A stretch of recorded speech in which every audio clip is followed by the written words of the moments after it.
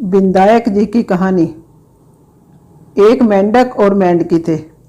मेंढकी रोज विनायक जी की पूजा किया करती थी। एक दिन मेंढक बोला कि तू पराये पुरुष का नाम क्यों लेती है? अगर तू अब लेगी तो मैं तेरा सिर फोड़ दूंगा। राजा की दासी आई तो पतीले में डालकर अंगीठी पर चढ़ा दिया। तब दोनों सीखने लगे तो मेंढक बोला, मेंढकी को बहुत कष्ट हो रहा है, तू अपने विनायक जी को याद कर नहीं तो हम दोनों मर जाएंगे। तब मेंढकी ने 7 बार विनायक जी कहा। तब 2 सांड लड़ते हुए आए और पतीले को गिरा दिया। मेंढक और मेंढकी तालाब में चले गए। हे विनायक जी महाराज, जैसे मेंढक और मेंढकी का दुख दूर किया वैसा वैसा सबको करियो। कहते सुनते सबका कष्ट दूर करना, हमारा भी कष्ट दूर करना और सारे परिवार का कष्ट दूर करना। बोलो विनायक जी महाराज की जय। करवा चौथ की कथा। एक साहूकार था, उसके 7 बेटे थे। सातों भाई बहन के साथ ही खाना खाते थे। एक दिन कार्तिक लगते ही करवा चौथ का व्रत आया। तब सारे भाई बोले कि बहन आओ खाना खाएं। तब बहन बोली कि भाई आज करवा चौथ का व्रत है, चांद उगने के बाद ही खाऊंगी।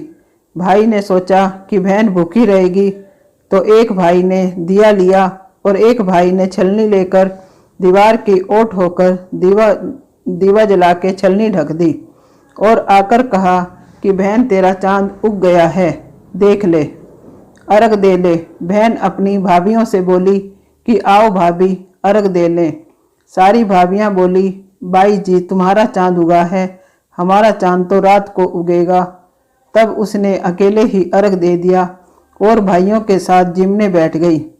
पहले गस्से में बाल आया, दूसरे गस्से में कंकड़ निकला और तीसरे गस्से के तोड़ते ही ससुराल से बुलावा आ गया। कहा कि बाई का आदमी बहुत बीमार है, जल्दी भेजो। जब माँ बहन के पहनने के लिए 3 बार बुगचा खोला, तीनों बार धोले कपड़े निकले।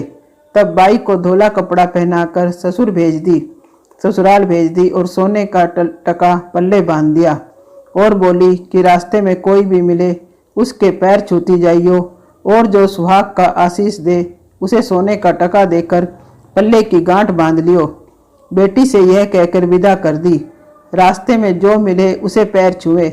सब ने यही आशीर्वाद दी कि सीली हो, सवेरी हो, बहुत भैया की बहन हो। अपने भाइयों को सुख देख उसमें से किसी ने भी सुहाग की आशीष नहीं दिया। ससुराल में पहुंचने पर छोटी नंद खड़ी थी। वह उसके पैरों लगी तो वह कहने लगी कि सीली हो, सपूती हो, 7 पुत्रों की माँ हो, मेरे भैया का सुख देख। यह सुनकर उसने तभी 7 गांठ बांध ली और सोने का टका ननद को दे दिया।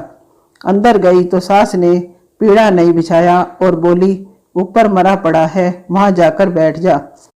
जब वह वहां गई तो उसने देखा कि उसका पति मरा पड़ा है। वह वहीं बैठ गई और उसे सेवन लगी। उसकी सास सारी बची खुची रोटी दासी को देकर कहती कि बहू को रोटी दे आ। ऐसे होते होते मंगसिर की चौथ आई और चौथ माता बोली, करवा ले लो, भाइयों की प्यारी करवा ले लो, दिन में चांद उगानी करवा ले लो, घनी भूखी करवा ले लो। तब वह चौथ माता को देखकर बोली कि माता तुम्ही ने मेरा सुहाग उजाड़ा है, तुम ही सुधारोगी, मुझे सुहाग देना पड़ेगा। चौथ माता ने कहा, पोष की चौथ आएगी, जो मेरे से बड़ी है वो तुझे सुहाग देगी। इसी तरह पोष की चौथ माता आकर चली गई, माघ की, फागुन की चौथ आकर चली गई, चैत की, बैसाख की, जेठ की, साड़ की, सावन की, भादों की सारी चौथ यही जवाब देती गई कि अगली चौथ आएगी, उससे कहियो वह तुझे सुहाग देगी। पीछे असोज की चौथ आई। उस चौथ ने कहा कि तेरे पर कार्तिक की चौथ नाराज है, उसी ने तेरा सुहाग लिया है और वही तुझे सुहाग देगी, उसका पैर पकड़कर बैठ जाइयो। यह कहकर वह चली गई। पीछे कार्तिक की चौथ माता आई, गुस्से में बोली, भैया की प्यारी करवा ले, दिन में चांद उगानी करवा ले, घनी बुखाली करवा ले, व्रत भंडनी करवा ले। तब साहूकार की बेटी पैर पकड़कर बैठ गई और रोने लगी। हाथ जोड़कर बोली, हे चौथ माता, मेरा सुहाग तेरे हाथ में है, तुम्हें देना पड़ेगा। चौथ माता बोली कि छोड़ पापनी हत्यारनी, मेरा पैर क्यों पकड़कर बैठ गई है। वह बोली कि माता मेरे से बिगड़ी हो, अब तुम्हें ही मेरा सुहाग देना पड़ेगा।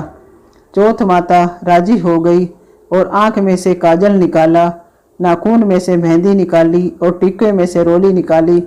चोटली पोटली उंगली का छिंटा देते हुए उसका पति उठकर बैठ गया और बोला कि बहुत सोया। तब वह बोली कि क्या तुम सोए, मुझे तो 12 महीने हो गए। तब चौथ माता ने सुहाग दिया है। तो वह बोला कि चौथ माता का उजमन कर। तब वह चौथ माता की कहानी सुनी, करवा मिनसा, खूब चूरमा किया।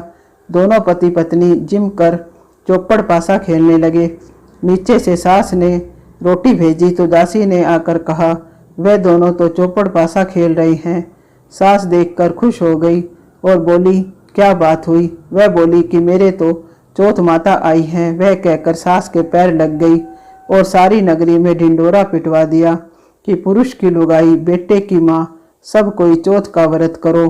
13 चौथ करो, नहीं तो 4 करो, नहीं तो 2 चौथ करो, सब कोई करो। चौथ माता जैसे साहूकार की बेटी को सुहाग दिया वैसा सबको दियो, हमें भी दियो। कहते सुनते हुंकारा भरते को दियो, अपने सारे परिवार को सुहाग दियो। बोलो चौथ माता की जय।